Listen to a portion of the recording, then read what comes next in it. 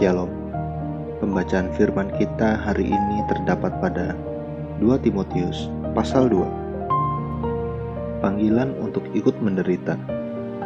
Sebab itu, hai anakku, jadilah kuat oleh kasih karunia dalam Kristus Yesus. Apa yang telah engkau dengar daripadaku di depan banyak saksi, percayakanlah itu kepada orang-orang yang dapat dipercayai, yang juga cakap mengajar orang lain. Ikutlah menderita sebagai seorang prajurit yang baik dari Kristus Yesus. Seorang prajurit yang sedang berjuang tidak memusingkan dirinya dengan soal-soal penghidupannya, supaya dengan demikian ia berkenan kepada komandannya.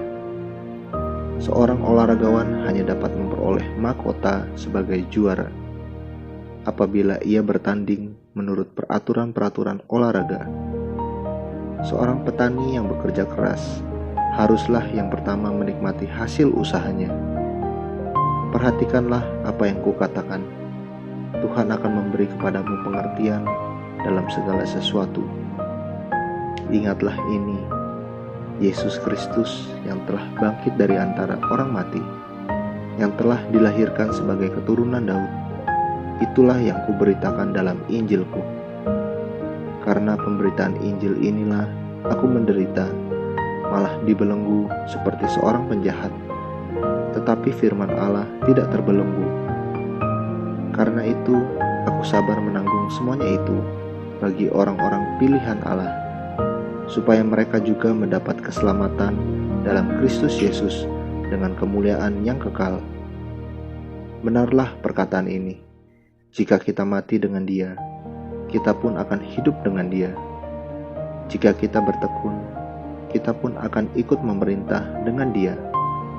Jika kita menyangkal Dia, Dia pun akan menyangkal kita. Jika kita tidak setia, Dia tetap setia, karena Dia tidak dapat menyangkal dirinya. Nasihat dalam menghadapi pengajar yang sesat. Ingatkanlah dan pesankanlah semuanya itu dengan sungguh-sungguh kepada mereka di hadapan Allah, agar jangan mereka bersilat kata, karena hal itu sama sekali tidak berguna, malah mengacaukan orang yang mendengarnya. Usahakanlah supaya engkau layak di hadapan Allah sebagai seorang pekerja yang tidak usah malu, yang berterus terang memberitakan perkataan kebenaran itu. Tetapi hindarilah omongan yang kosong dan yang tak suci yang hanya menambah kefasikan. Perkataan mereka menjalar seperti penyakit kanker.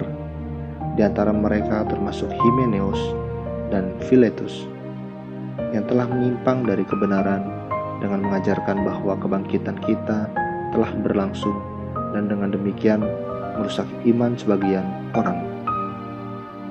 Tetapi dasar yang diletakkan Allah itu teguh, dan materainya ialah Tuhan mengenal siapa kepunyaannya, dan setiap orang yang menyebut nama Tuhan hendaklah meninggalkan kejahatan. Dalam rumah yang besar bukan hanya terdapat perabot dari emas dan perak, melainkan juga dari kayu dan tanah. Yang pertama dipakai untuk maksud yang mulia, dan yang terakhir untuk maksud yang kurang mulia. Jika seorang menyucikan dirinya dari hal-hal yang jahat, ia akan menjadi perabot rumah untuk maksud yang mulia. Ia dikuduskan, dipandang layak untuk dipakai tuannya, dan disediakan untuk setiap pekerjaan yang mulia. Sebab itu, jauhilah nafsu orang muda, kejarlah keadilan, kesetiaan, kasih dan damai bersama-sama dengan mereka yang bersuruh kepada Tuhan dengan hati yang murni. Hindarilah soal-soal yang dicari-cari, yang bodoh dan tidak layak.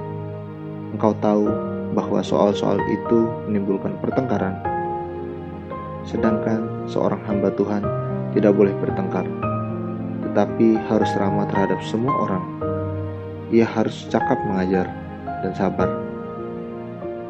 dan dengan lemah lembut dan menuntun orang yang suka melawan, sebab mungkin Tuhan memberikan kesempatan kepada mereka untuk bertobat dan memimpin mereka sehingga mereka mengenal kebenaran. Dan dengan demikian mereka menjadi sadar kembali karena terlepas dari jerat iblis yang telah mengikat mereka pada kehendaknya. Amin. Terus baca firman-Nya, renungkan dan lakukan dalam kehidupan kita. Tuhan Yesus memberkati.